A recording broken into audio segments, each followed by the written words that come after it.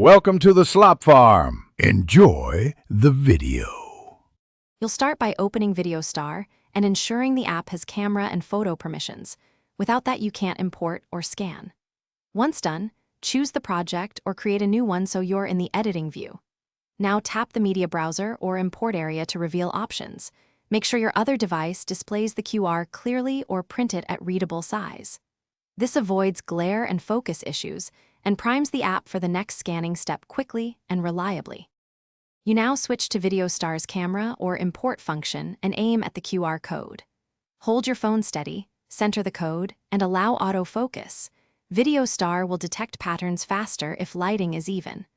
Once the app recognizes the code, either tap the prompt that appears or let the automatic import run.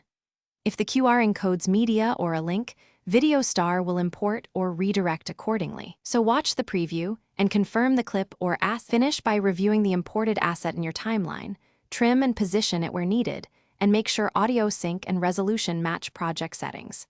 If scanning fails, try cleaning the lens, moving your phone slightly back or forward, and adding soft light to reduce reflections.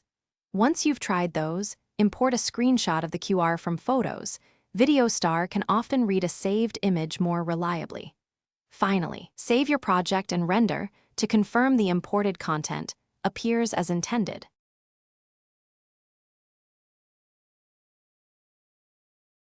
Thanks for watching. Consider subscribing if we helped you today.